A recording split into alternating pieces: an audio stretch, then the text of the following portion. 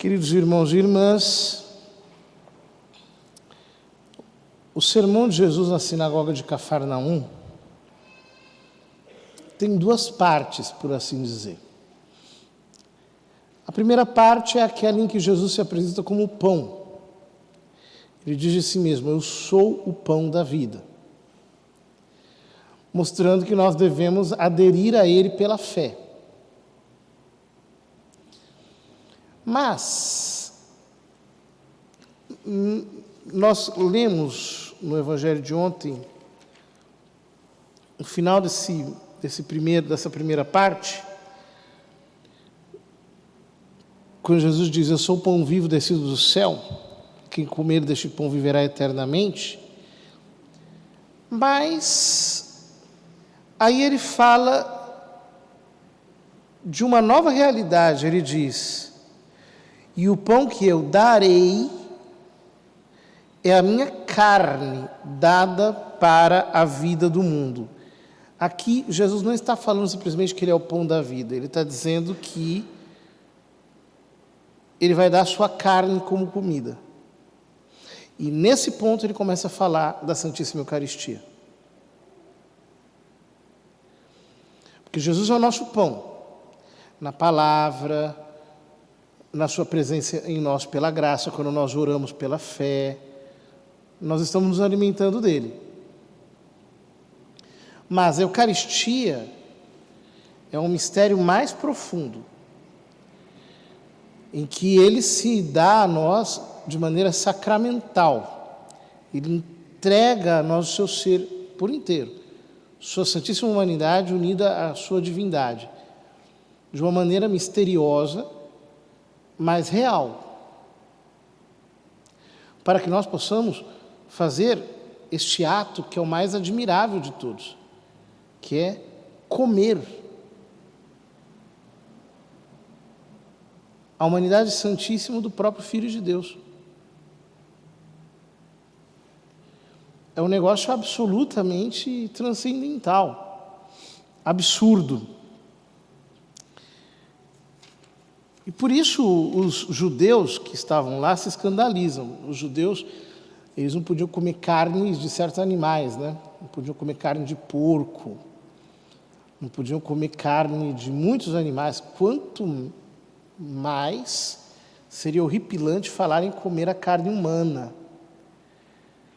Então eles dizem: como é que ele pode dar a sua carne a comer? Eles se escandalizam. E Jesus diz, em sequência, não algo que atenua o que ele falou antes. Ele não tenta dizer: não, mas eu estou falando de maneira simbólica, estou falando de forma figurada. Não, ele radicaliza. Ele diz: em verdade vos digo, se não comerdes, e a palavra comer aqui é muito crua, que é comer mastigando mesmo. Se não comerdes a carne do Filho do Homem e não beberdes o seu sangue, não tereis a vida em vós. Por quê? Pela Santa Comunhão, a própria vida de Cristo entra na nossa vida. Ou seja, se pelo mistério da encarnação a união divina favoreceu diretamente a alma de Cristo, ou seja, a união da alma santíssima de Nosso Senhor, que é uma alma humana, com a segunda pessoa da Trindade, favorecia a alma humana de Jesus diretamente, de maneira imediata, mas a nós apenas de maneira indireta, mediata, ou seja, pela fé. Então, pela fé em Cristo, eu me uno à sua divindade. Pela fé na sua união com a segunda pessoa da Trindade, entendendo que Ele é Deus com o Pai e o Espírito Santo, eu sou, por assim dizer, favorecido com as graças da sua divindade. Agora, na Santíssima Eucaristia se dá algo maior. Por quê? Quando ele entra em nós, Deus inventou um jeito de beneficiar a nossa alma diretamente com a união com Cristo, de maneira individual. Quando nós comungamos, naquele instante nós estamos unidos a Deus em Jesus Cristo. Nós estamos como que no cume da união. Quer dizer, um santo, ele leva a vida inteira para chegar à união transformante, ao ápice da união com Cristo. Leva a vida toda. No entanto, cada vez que um cristão comunga com fé, ele consegue chegar a esta união. Portanto, a vida divina se derrama na nossa. É uma graça muito grande comungar. É uma coisa que, se nós parássemos para pensar, nós nos assombraríamos com o fato de nós podermos receber o Verbo encarnado dentro de nós, que toma as feições do pão para ser nosso alimento, para se unir conosco e nos dar consigo tudo. Tudo, tudo, tudo, tudo. Ou seja, a santidade dele, os dons dele, as virtudes dele, para fazer com que isso tudo entre em contato íntimo conosco. Por isso ele diz: quem come a minha carne e bebe meu sangue tem a vida eterna, e eu o ressuscitarei no último dia. Porque a minha carne é a verdadeira comida e o meu sangue é a verdadeira bebida. Quem come a minha carne e bebe meu sangue permanece em mim e eu nele. Que é o que nós devemos fazer quando nós comungamos. Permanecer em Cristo. A maior parte das pessoas não faz isso. Comunga e já começa a conversar, e já fica olhando para o teto, e já pensa na hora de sair, já quer ir embora logo, ao invés de permanecer, de ficar em Cristo, e de permitir que a vida de Cristo, que sacramentalmente penetrou a nossa, possa nos impregnar, santificando-nos, enchendo-nos dele. Quer dizer, comungar, para nós deveria ser um ato muito fervoroso. A igreja antigamente restringia a comunhão para os fiéis. Antes do século XX, as pessoas só comungavam na hora em que elas se confessavam, portanto, poucas vezes no ano. Em geral, quando as pessoas iam comungar, elas faziam uma preparação de uns 3 dias, uma espécie de retiro. Pegavam, por exemplo, um livro piedoso como a Imitação de Cristo, cuja 4ª parte é só sobre a comunhão, e ficavam se preparando, faziam um belo exame de consciência. E então, iam se confessar, para tirar da alma qualquer tipo de pecado. E imediatamente depois da confissão, já se ajoelhavam na mesa de comunhão, que havia nas igrejas antigamente, e o padre dava comunhão. E elas permaneciam ali por volta de meia hora, dando graças pela comunhão que tinham recebido. Mas as pessoas não comungavam na missa. Só o padre comungava na missa. E isso antes do século XX. São Pio X ampliou a comunhão para todo mundo, favorecendo a comunhão diária. Adiantou a idade da primeira comunhão para os 7 anos de idade. E São Pio X, dizem que isso foi uma graça de Santa Teresinha. Santa Teresinha tinha tanta vontade de comungar diariamente que ela disse que quando ela morresse, chegasse ao céu, a primeira coisa que ela ia pedir para Nosso Senhor é que liberasse a comunhão diária para os fiéis. E aí, de fato, depois que Santa Teresinha morreu, anos depois, São Pio X, pouquinho tempo depois, São Pio X liberou a comunhão para que os fiéis pudessem comungar várias vezes, né? Diariamente, se possível, etc.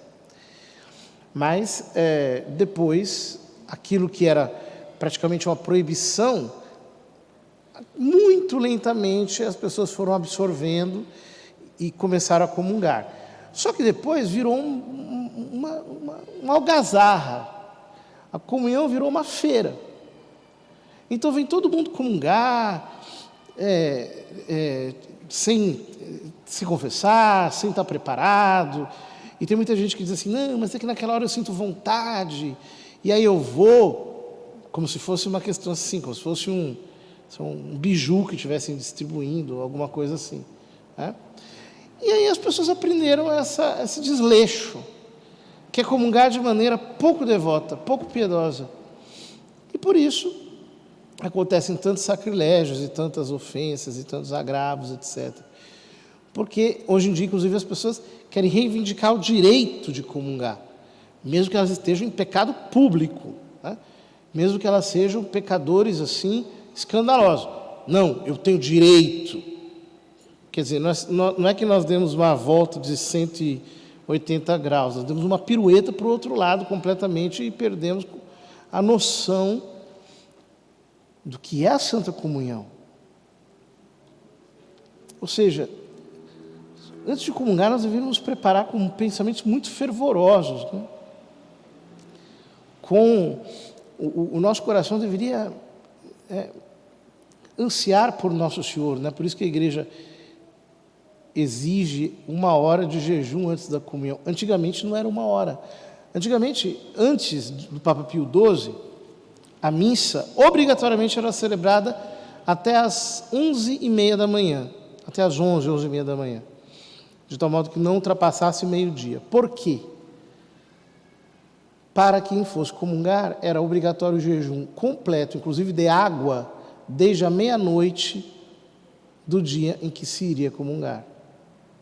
Por que a igreja exigia um jejum tão rigoroso? Por isso que, tradicionalmente, as missas eram sempre tão cedo. 6 horas da manhã, 5h30, 6h30, por causa do jejum eucarístico que começava à meia-noite. Por quê? Porque era um modo da igreja nos dizer, nós temos que exercitar o desejo. Dizer, eu quero te receber, eu quero preparar meu coração para te receber. Estou ansioso para estar contigo. Quero me unir a ti.